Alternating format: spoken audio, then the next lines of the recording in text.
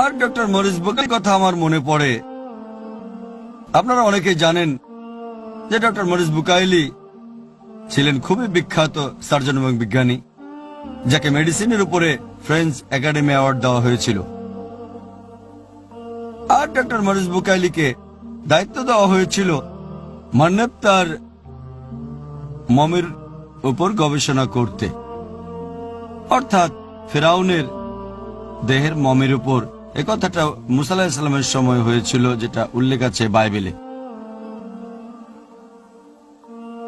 আর মান্নেপ্তার মমির উপর গবেষণার পর যা কিং উপত্যকা পাওয়া গিয়েছিল,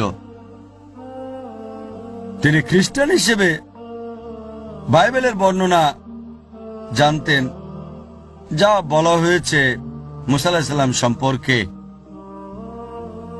আরো জানতেন যে ফিরআউন যখন ছুটছিল মুসা আলাইহিস সালামের পেছনে, সমুদ্র তখন দুই ভাগে বিভক্ত হয়ে গিয়েছিল। মুসা আলাইহিস সালাম পার হলেন, সমুদ্র আবার আগের জায়গায় ফিরে আসলো, আর ফিরআউন ডুবে মারা গেল।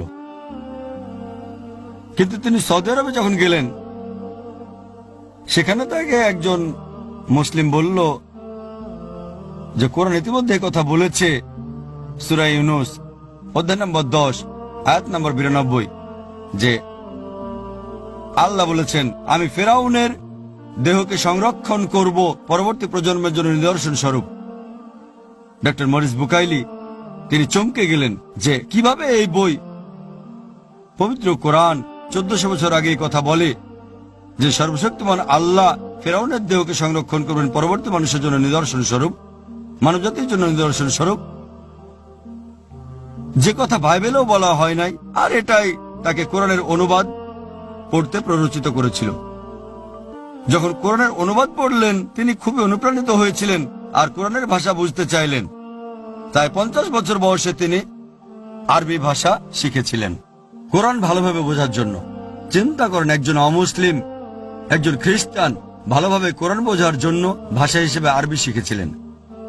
আর গবেষণা করার পর তিনি বললেন যে বিজ্ঞানের যে বিষয়গুলো কোরআনে বলা হয়েছে, আধুনিক বিজ্ঞানের সাথে সেগুলোর সম্পূর্ণভাবে মিল আছে।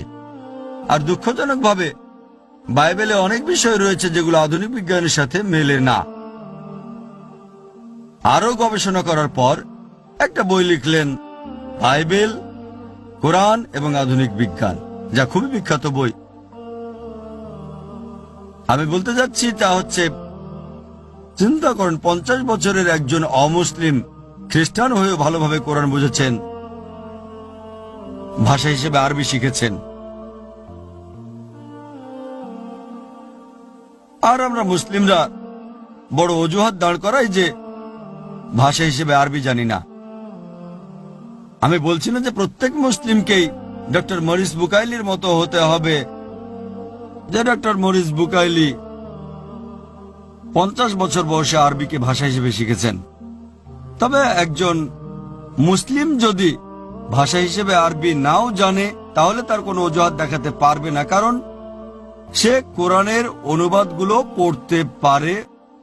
আর আলহামদুলিল্লাহ, পৃথিবীর অধিকাংশ ভাষাতেই পবিত্র কোরআনের অনুবাদ হয়েছে। মাওলানা আব্দুল মজিদ দারাবাদি বলেন, কোরআনের অনুবাদ করা হচ্ছে সবচেয়ে কঠিন, পৃথিবীর সবচেয়ে কঠিন বই। কোরআনের ভাষা খুবই গভীর, এটা স্বর্গীয়, খুবই পবিত্র। এটাতে কোনো কিছু সংযোজন করা যায় না, এটা পরিবর্তন করা যায় না। আর এ কারণেই কোরআন হচ্ছে অনুবাদ করার জন্য সবচেয়ে কঠিন বই। এটা শুধু অনুবাদ করা কঠিনই না, সত্যি বলতে এটা এমন একটা বই যা অনুবাদ করা অসম্ভব ব্যাপার। তারপর আলহামদুলিল্লাহ অনেক বিশেষজ্ঞ আছেন যারা বছরের পর বছর সময় ব্যয় করেছেন, যারা 1 দশকেরও বেশি সময় ধরে গবেষণা করেছেন এবং পবিত্র কোরআনের অনুবাদ করেছেন পৃথিবীর অধিকাংশ ভাষায়। যদিও আমি একমত যে কোনো অনুবাদকের অনুবাদই শতভাগ সঠিক না, কারণ অনুবাদটা হচ্ছে মানুষের হাতের করা কাজ, আর আরবি কোরআনটা সর্বশক্তিমান আল্লাহ স্রষ্টার বাণী। তা সত্ত্বেও এই অনুবাদ অন্তত কোরআনের মূল বার্তাটা জানতে আমাদের সাহায্য করছে আমাদের স্রষ্টা আল্লাহ সুবহানাহু ওয়া তাআলার বাণী। আমরা মুসলিমরা অনুবাদ না পড়ার পেছনে যে অজুহাতগুলো দেখাই তা যে আমরা খুবই ব্যস্ত পড়ালেখা নিয়ে, আমাদের কাজে আমরা ব্যস্ত ব্যবসা নিয়ে ইত্যাদি। আমাদের অনেকেই বছরের পর বছর ব্যয় করছি অসংখ্য বিভিন্ন রকম বই পড়ে স্কুল, কলেজ এবং বিশ্ববিদ্যালয়ে শুধু একটা ডিগ্রি অর্জনের জন্য। আমাদের স্রষ্টা আল্লাহ সুবহানাহু ওয়া তাআলার বার্তা পড়ার সময় কি আমাদের নেই? কোরআন পড়তে কত সময় লাগবে? আমাদের নবীজি মুহাম্মদ সাল্লাল্লাহু আলাইহি ওয়াসাল্লাম বলেছেন, এটা সহিহ তিরমিজির একটা হাদিস, যে তিনি বলেছেন 3 দিনের কম সময়ে যে কোরআন পড়ে সে কোরআন এখনো বোঝেনি। তার মানে যদি কেউ মনোযোগ দিয়ে কোরআন পড়ে কমপক্ষে তার 3 দিন সময় লাগবে কমপক্ষে। যদি কিছুটা ধীরে পড়ে হয়তো 5 দিন লাগবে, আর যদি একদিনে 1 জাজ বা 1 পারা পড়ে তাহলে হয়তো সময় লাগবে 1 মাস। আমরা কলেজ এবং বিশ্ববিদ্যালয় থেকে যে ডিগ্রি অর্জন করি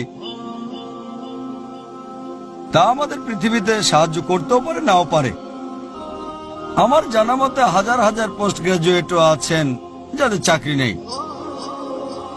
আর স্কুল, কলেজ এবং বিশ্ববিদ্যালয়ে যে শিক্ষা আমরা অর্জন করে থাকি তা যদি আপনাকে আল্লাহ সুবহানাহু ওয়া তাআলার কাছে না নিয়ে যায়, যদি আপনাদের স্রষ্টা সর্বশক্তিমান আল্লাহর কাছাকাছি না নিয়ে যায়, তাহলে এটা আখিরাতের জন্য ব্যর্থ। তাই যে শিক্ষা স্কুল, কলেজ এবং বিশ্ববিদ্যালয় থেকে অর্জন করেন সেটা দুনিয়াতে উপকার করতে পারে, আবার নাও করতে পারে। আর যদি সেটা আমাদের স্রষ্টা আল্লাহ সুবহানাহু ওয়া তাআলার নিকটবর্তী না করে তাহলে আখিরাতের জন্য উপকার আসবে না। তবে কোরআন এই ব্যাপারে বলছে যে, আল্লাহ কোরআনে বলেন, সূরা বাকারা অধ্যায় নম্বর 2 আয়াত 1 এবং 2, আলিফ লাম মিম যালিকাল কিতাবু লা রাইবা ফীহি হুদাল লিল মুত্তাকিন। এটা হচ্ছে মুসলিমদের জন্য পথপ্রদর্শক, কোনো সন্দেহ নেই যারা ভয় করে আল্লাহ সুবহানাহু ওয়া তাআলাকে। তার মানে আল্লাহ আপনাকে নিশ্চয়তা দিচ্ছেন যে এটা সুস্পষ্ট পথপ্রদর্শক, আর এটা আপনাকে অবশ্যই এই দুনিয়াতে মঙ্গল করবে, পাশাপাশি আখিরাতেরও কল্যাণ করবে। আল্লাহ কোরআনে বলেন, সূরা কাহাফ অধ্যায় নম্বর 18 আয়াত 54, যে এই কিতাব যাতে সবকিছুই ধারাবাহিকভাবে বিস্তারিত আছে, যাতে মানুষের জন্য কল্যাণ রয়েছে। তবে খুব কম মানুষই শুকরিয়া আদায় করে থাকে। একই কথা আল্লাহ বলেছেন সূরা জুমার অধ্যায় নম্বর 39 আয়াত নম্বর 27, যে আল্লাহ সুবহানাহু ওয়া তাআলা অনেক দৃষ্টান্ত বিস্তারিত বলেছেন যাতে মানুষেরা উপদেশ গ্রহণ করতে পারে। যদি কোরআন পড়েন তবে অবশ্যই এই দুনিয়ার উপকার হবে, পাশাপাশি আখিরাতেরও উপকার হবে। তাই আপনি কোরআন পড়েন। যদি আরবি ভাষা না জানেন তাহলে যে ভাষা জানেন সে ভাষাতেই পড়েন। যদি ইংরেজি জানেন তাহলে ইংরেজিতে পড়েন, যে ভাষাটা সবচেয়ে ভালো বোঝেন।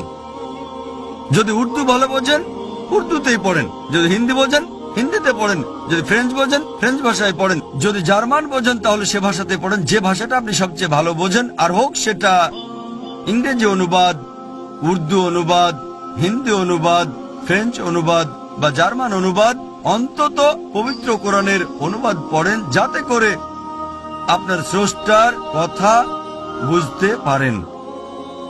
আমি একটা উদাহরণ দিচ্ছি। ধরেন আপনার খুব ঘনিষ্ঠ একজন বন্ধু, সে একজন জার্মানি থেকে আসলো আর বোম্বেতে কয়েক সপ্তাহ থাকলো। সে একজন জার্মান, ভালো ইংরেজি বলতে পারে না, তবে আপনার সাথে ভাব বিনিময় করেছে। সে আপনার সাথে কয়েক সপ্তাহ বোম্বেতে থাকলো, আবার জার্মানিতে ফিরে গিয়ে আপনাকে জার্মান ভাষায় চিঠি লিখলো। যেহেতু সে ভালো ইংরেজি বলতে পারে না, ভালো লিখতে পারে না, তাই চিঠিটা লিখলো জার্মান ভাষায়। এখন চিঠিটা পাওয়ার পর আপনি জার্মান বুঝবেন না, তখন কি করবেন? স্বাভাবিকভাবেই সে আপনার ঘনিষ্ঠ বন্ধু, চিঠিটাকে তখন অনুবাদ করবেন। আপনি জানতে চাইবেন আপনার ভালো বন্ধু জার্মানি থেকে কি বলছে আপনাকে, চিঠিটাকে অনুবাদ করবেন। আপনি কি জানতে চাইবেন না? আমাদের স্রষ্টা আল্লাহ সুবহানাহু ওয়া তাআলা সর্বশেষ ও চূড়ান্ত বার্তায় কি বলেছেন? আপনাকে কোরআনের অনুবাদ করতে হবে না। কোরআন আলহামদুলিল্লাহ ইতিমধ্যে পৃথিবীর প্রধান প্রধান ভাষাগুলোতে অনুবাদ করা হয়ে গেছে।